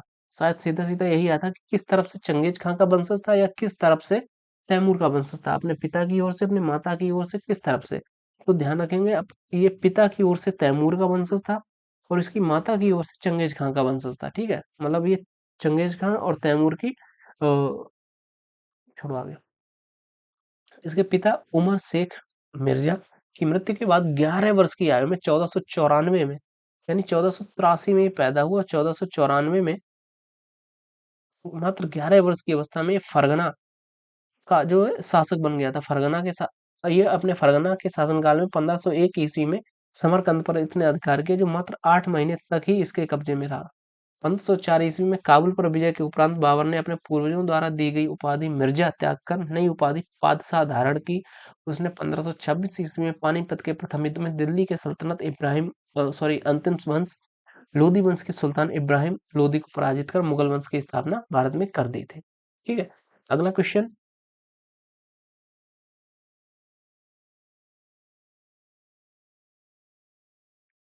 पुरी में पुरुषोत्तम जगन्नाथ मंदिर के निर्माण का संबंध किस राजवंश से है? पुरी में जो जगन्नाथ मंदिर का निर्माण करवाया था वो बेसिकली गंग वंश ने करवाया था। ठीक है, ध्यान रखेंगे इस बात को, क्योंकि आप अगर एलिमिनेट कर दो, मैंने आपको बताया था महाराष्ट्र वाला एरिया राष्ट्रकूट का था, बंगाल वाला एरिया पाल का था, उड़ीसा वाला एरिया जो कलिंग का था, कलिंग वाला एरिया वो उनका था। पर हाँ, हालांकि जो जगन्नाथ मंदिर है वो भी उड़ीसा में ही स्थित है, पर इसका जो निर्माण करवाया था वो गंग वंश ने करवाया था। कलिंग कलिंग के बारे में अगर बात की जाए तो कलिंग राजवंश जो था वो अशोक के समकालीन था, है ना। इसके बारे में अगर बात करते हैं तो पुरी में पुरुषोत्तम जगन्नाथ मंदिर का निर्माण 12वीं शताब्दी में पुरी गंग राजवंश के राजा अनंत वर्मन चोड़गंग देव द्वारा किया गया था। मुख्य मंदिर वक्र रेखी आकार का है, जिसमें शिखर पर विष्णु जी का श्री सुदर्शन चक्र मंदिर है। भगवान जगन्नाथ, बालभद्र और सुभद्रा इस मंदिर के प्रमुख देवता है। मंदिर में हिंदुओं के 4 धाम में से एक माना जाता है। अगला क्वेश्चन।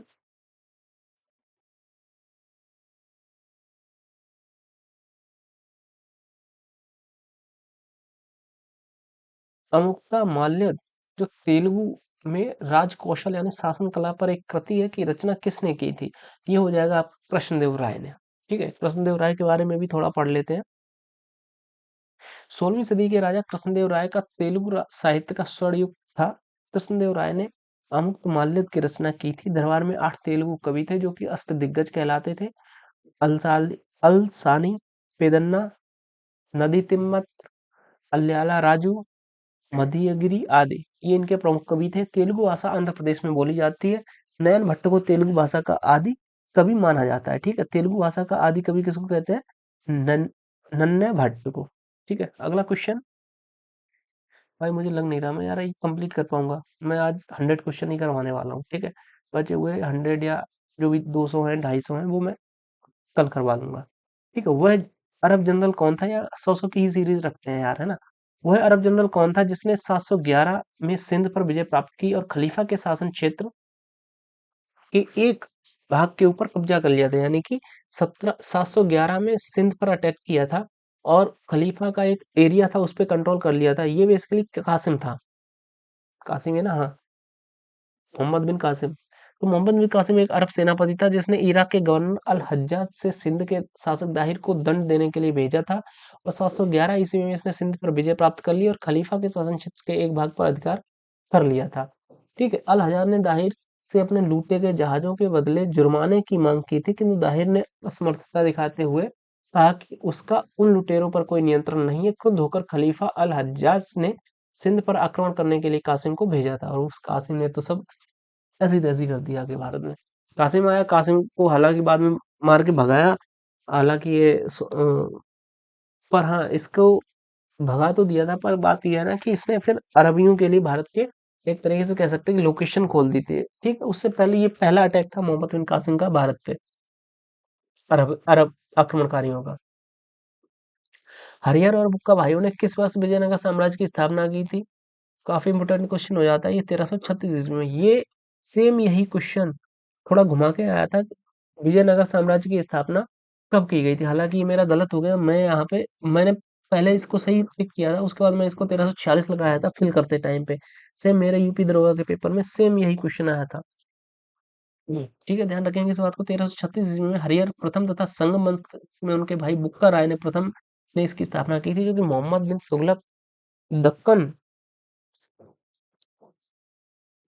तुंगभद्र 1336 ईस्वी में कृष्णा और तुंगभद्रा नदी के बीच क्षेत्र में एक स्वतंत्र राज्य की स्थापना की, जो दोनों भाइयों ने दक्षिण में कावेरी और उत्तर में कृष्णा नदी के बीच पूरे क्षेत्र को अपने राज्य में स्थापित कर लिया था। कृष्णदेव राय विजयनगर साम्राज्य के सबसे प्रसिद्ध राजा थे और उन्होंने जितने युद्ध लड़े उन सभी में उनको सफलता प्राप्त हुई थी।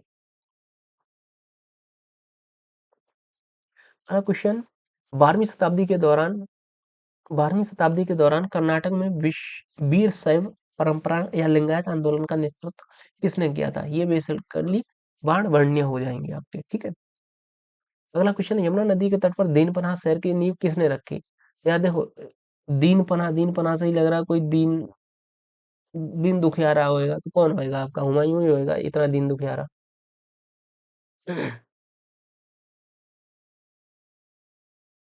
अगला क्वेश्चन, किस मकबरे को अहमदाबाद का एक्रोपोलिस कहा जाता है? किस मकबरे को अहमदाबाद का एग्रोपोलिस कहा जाता है? ये बेसिकली सरखेज रोजा का जो है मकबरा है। इसको लोधी गार्डन तो आपका दिल्ली में, एतमाउद्दौला का मकबरा है वो आगरा में, हुमायूं का मकबरा ये भी दिल्ली में।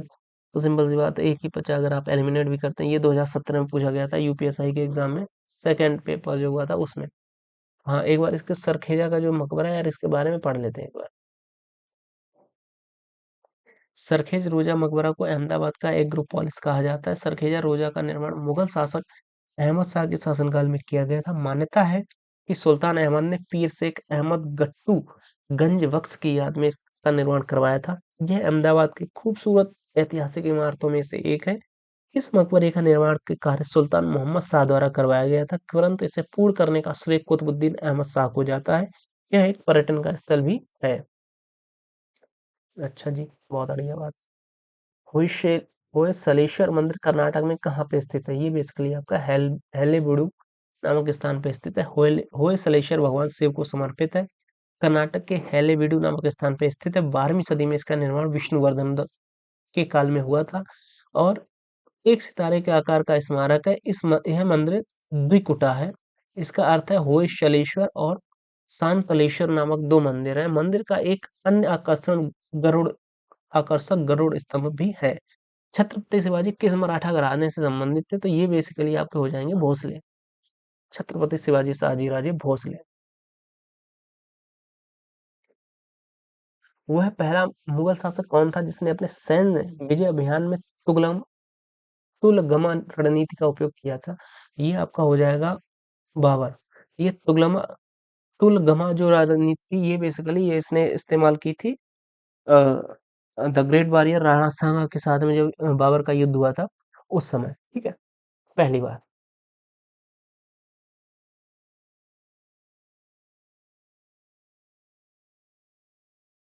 निम्नलिखित में से किस प्रसिद्ध ऐतिहासिक स्मारक का निर्माण कुतुबुद्दीन ऐबक द्वारा करवाया गया था, जिसके बाद में इल्तुतमिश द्वारा समाप्त किया गया था? ठीक है, कुतुबुद्दीन ऐबक ने करवाया था, जिसे बाद में इल्तुतमिश ने समाप्त किया था। ये बेसिकली आपका कुतुब मीनार हो जाएगा। स्टार्टिंग कुतुबुद्दीन ऐबक ने की थी, लेकिन इसको क्लोज जो किया था वो इल्तुतमिश द्वारा किया गया था। ठीक है, निम्न में से अकबर के दरबार के मुख्य चित्रकार कौन है? मीर मुसव्विर, दोस्त मुअत्तर, मीर सैयद अली और दसवंत। तो बेसिकली जो दसवंत था वो अकबर के दरबार का मुख्य चित्रकार था। और अकबर के अगर नवरत्नों के बारे में बात करें तो यहाँ पे हम एक बार देख लेते हैं अकबर के नवरत्न। इसमें अबुल फजल, फैजी, यहाँ से देखते हैं आपको अबुल फजल, फैजी, मियां तानसेन, बीरबल, टोडरमल, मानसिंह, अब्दुल रहीम खान खाना, हाकिम हुमाम और मुल्ला दो प्याजा। ये बेसिकली 9 लोग थे जो कि अकबर के नवरत्नों में से एक थे। और अकबर के अगर मुख्य चित्रकारों की बात करें तो दसवंत और बसावन बसावन ये दो अकबर के दरबार के प्रमुख चित्रकार थे। ठीक है, जौनपुर के सरकी शासक सुल्तान हुसैन सरकी एक महान संगीतकार थे और इन्होंने किसके तर्ज पर बड़ा ख्याल विकसित किया? तो इन्होंने ठुमरी, जौनपुर बेसिकली ठुमरी भारतीय संगीत की एक गायन शैली है, उसके लिए फेमस है। ठीक है, अगला क्वेश्चन 89, 17वीं सदी के दौरान निम्नलिखित इब्राहिम आदिल शाह सेकंड द्वारा लिखी गई कौन सी निम्नलिखित पुस्तक हिंदू देवताओं तथा मुस्लिम सूफियों के गुणगान से संबंधित है? यहाँ पे नीचे देखिए पुस्तकों का सीधा सीधा कलेक्शन दे रखा। गीत गोविंद के लेखक जयदेव हैं। बादशाह नामा अब्दुल हामिद लाहौरी ने लिखी किताब ए नबरस इब्राहिम आदिल शाह द्वारा लिखी गई तथा मुंतखब मुंतखब अल सॉरी उल तवारीख ये अब्दुल कादिर बदायूनी द्वारा लिखी गई। ठीक है, अगला क्वेश्चन, निम्नलिखित मुगलों में से निम्नलिखित मुगलों में से किस उनके साम्राज्य का संस्थापक कौन था? मुगलों का साम्राज्य का संस्थापक तो बेसिकली बाबर ही होएगा, सिंपल सी बात है ना। अगला क्वेश्चन, ये देखो यहाँ पे भी ये तैमूर लंग का परपोता था और ये विश्वास रखता था कि चंगेज खान उसके वंश का पूर्वज था।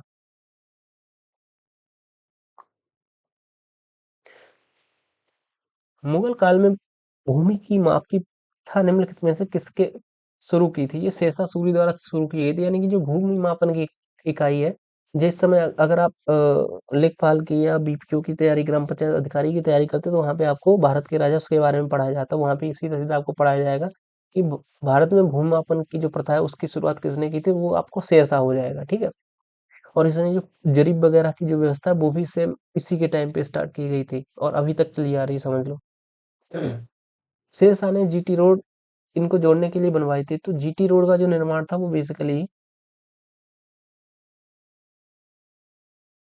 आगरा को सासाराम से, हालांकि अगर वर्तमान में जीटी रोड की बात की जाए, इसके द्वारा बनवाई गई जो जीटी रोड थी वो कलकत्ता को पेशावर से जोड़ती है।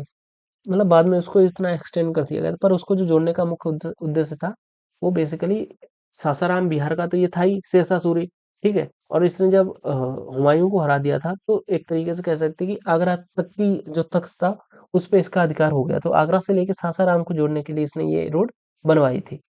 हल्दी घाटी युद्ध किस वर्ष लड़ा गया? तो हल्दी घाटी का जो युद्ध हुआ था 1576 में हुआ था, और पानीपत का जो प्रथम जो युद्ध हुआ था वो 1526 में हुआ था। ये भी आपको ध्यान रखना चाहिए। तो हल्दी घाटी का युद्ध कहाँ का किस किस के बीच में हुआ था?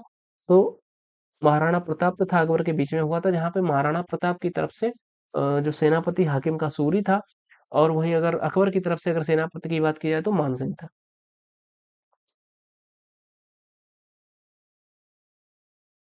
भारत में रुपए का सिक्का सर्वप्रथम किसके शासनकाल में शुरू हुआ था? तो भारत में रुपए का सिक्का सर्वप्रथम शेषा सूरी के शासनकाल में ही शुरू हुआ था। ठीक है, अगला क्वेश्चन, इन गुरु ने सिख समुदाय के एक अभिन्न अंग लंगर को बनाया। किस गुरु ने लंगर का स्टार्ट किया था? गुरु अमरदास जी ने। अगला क्वेश्चन, विश्व प्रसिद्ध कोहिनूर हीरा खदान से प्राप्त हुआ था। कोहिनूर जो है गोलकुंडा की खदान से प्राप्त हुआ था, जहाँ पे अभी वर्तमान में आप सभी ने रॉकी भाई केजीएफ देखी है, KGF, Kolar gold gold field. ठीक है, तो केजीएफ से ही कोहिनूर हीरा निकला था।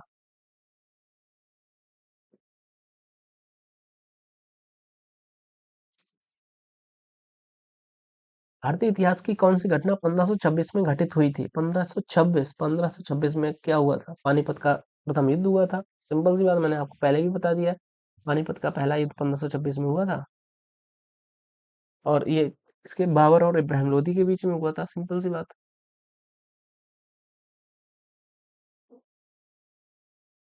किस तुर्की सुल्तान द्वारा खून और लौह की रक्त रक्त और लौह की नीति का कह सकते हैं कि पालन किया गया था? तो वो हो जाएगा आपका बलबन। तुर्की शासक था बलबन, इसने बलबनी वंश की स्थापना करी और रक्त और लौह की नीति इसने प्रारंभ की थी। इस शासक द्वारा टंका तथा जीतल नाम के सिक्के चलाए गए। टका और जीतल बेसिकली हमारे हिसाब से इल्तुतमिश हो जाएगा आपका। हम्म, टका और जीतल ये इल्तुतमिश ने चलाए थे। ठीक है, ये गुलाम वंश का शासक था इल्तुतमिश। ठीक है, ध्यान रखेंगे आप इस बात को।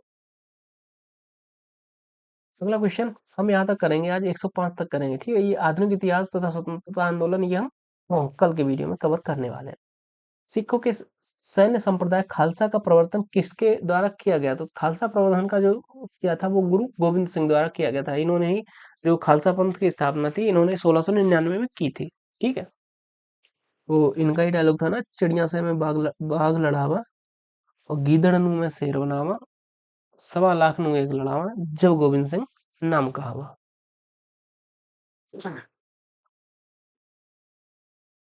भारत का अंतिम मुगल बादशाह कौन था? बहादुर शाह, जफर।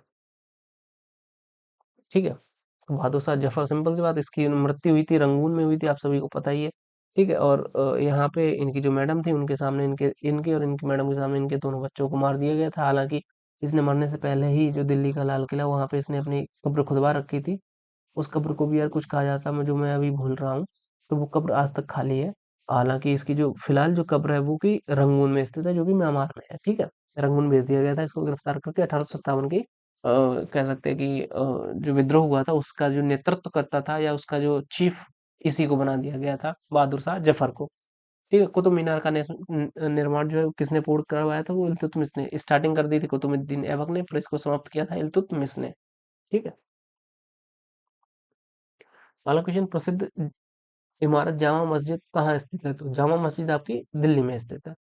और इसका जो निर्माण था वो शाहजहां ने करवाया था। कब करवाया था? 1665 ईस्वी में, 1656 ईस्वी में। ठीक है, और लाल किले से ही सटा हुआ लगभग 500 मीटर दूर स्थित है इसने दिल्ली की जामा मस्जिद। पानीपत का जो तीसरा युद्ध था, किसके बीच में लड़ा गया? तो अहमद शाह अब्दाली और मराठों के बीच में। इसमें मराठों के हार के प्रमुख कारण ये थे कि मराठों ने मतलब उस समय इतनी गंद मचा रखी थी ये, मतलब चौथ के नाम पे ये उत्तर भारत में ना, मतलब कंडे तक ये उठा ले जाते थे। तो इस वजह से उत्तर भारत के किसी भी राजा ने इनके युद्ध में साथ नहीं दिया, और अहमद शाह अब्दाली को इस बात का फायदा मिला। और चूंकि मौसम भी थोड़ा वैसा हो रखा था, तो इस वजह से अहमद शाह अब्दाली यहाँ पे जीत जाता। और इस युद्ध के बाद में, इस युद्ध से ये निर्णय हो जाता, क्योंकि उस समय सबसे बड़ी जो भारत की शक्ति थी वो मराठा ही थी। भारत में उस समय तीन शक्तियां थी, मराठा, मुगल और अंग्रेज। अंग्रेज आ चुके थे। ठीक है, अंग्रेज एक बार मुगलों से भिड़ चुके थे। मुगलों का उनको पता था कि मुगलों में कुछ ताकत नहीं। मुगलों को फिर मराठाओं ने संरक्षण दे दिया था। मराठाओं से अंग्रेज भिड़े तो मराठाओं ने अंग्रेजों को पेल दिया था। तो बाद में अंग्रेज फिर मराठाओं से नहीं लड़े थे। लेकिन जैसे ही अहमद शाह अब्दाली और मराठों के बीच में लड़ाई होती है, भयंकर मारकाट मचती है, मतलब एक भी मराठा जिंदा वहां पे नहीं बचता है। और उसके बाद में ये कंफर्म हो जाता है कि भारत पे किसका राज्य होगा, और किसका मतलब किसका राज्य होगा ये तो कंफर्म नहीं हुआ था, लेकिन किसका नहीं होगा ये कंफर्म हो गया था कि भारत पे मराठाओं का तो राज्य नहीं हो, क्योंकि इतनी मारकाट इन्होंने मचा दी थी। उसके बाद में अंग्रेजों ने अपनी हिसाब दिखाया और पलट दिया पूरा पासा। तो 1658 में बहादुरपुर के युद्ध में शाहजहां ने अपने दूसरे बेटे शाह सूजा को शाहजहां के पोते सुलेमान सिकोह ने हराया था। यार ये तो मैंने भी नहीं पढ़ा, क्वेश्चन देख लेना आप एक बार। 14 फरवरी 1658 को वाराणसी से 8 किलोमीटर दूर बहादुरपुर का युद्ध हुआ। इस युद्ध में भारत के मुगल बादशाह शाहजहां के बेटों के बीच उत्तराधिकार का युद्ध हुआ। इस युद्ध में शाहजहां के दूसरे बेटे शाह सूजा को दारा के अच्छा, ये शाह सूजा और दारा के बीच में युद्ध हुआ था। वहां पे शाह सूजा खुद लड़ रहा था, और दारा जो था उसका पुत्र था सुलेमान सिको। इसने शाह सूजा को हरा दिया था। कहाँ पे? बहादुरपुर का युद्ध हुआ था। ठीक है, तो यहाँ तक हमारा जो था वो कह सकते हैं कि जो मुगल इरा था, या कह सकते हैं ऐतिहासिक था, वर्तमान इरा, उसके जो जीएस वाला पार्ट था या उसकी हिस्ट्री वाला जो पार्ट था वो हमने यहाँ पे कंप्लीट करा। अब कल के वीडियो में हम बात करेंगे आधुनिक इतिहास एवं स्वतंत्रता आंदोलन की। हालांकि हमारे जो जीएस वाला पार्ट है उसमें ये टॉपिक एक अलग से दे रखा है, इस वजह से मैं इसको कल ही कवर करने वाला हूँ। आज वैसे ही काफी टाइम हो गया और लगभग हमने 105 क्वेश्चन इसमें कवर कर लिए हैं। ठीक है, तो ठीक है दोस्तों, मिलते हैं आपसे कल एक नए वीडियो में नए जोश के साथ में। तब तक के लिए आज्ञा दीजिएगा हमको। और एक बार फिर से मैं आपको बताना चाहता हूँ, अगर आपने अभी तक हमारे चैनल को सब्सक्राइब नहीं किया तो हमारे चैनल सब्सक्राइब कर लीजिएगा, अपने दोस्तों के साथ में शेयर करिएगा, ताकि आपके साथ साथ में आपका दोस्त, आपका भाई, आपकी बहन, वो भी आपके साथ में ट्रेनिंग कर पाए। तो ट्रेनिंग करके अपने परिवार का नाम रोशन करिएगा, जॉब पाइएगा, अच्छी तरीके से अपने आप को विकसित करिएगा। ओके, तो जय हिंद, वंदे मातरम, इंकलाब जिंदाबाद, भारत माता की जय।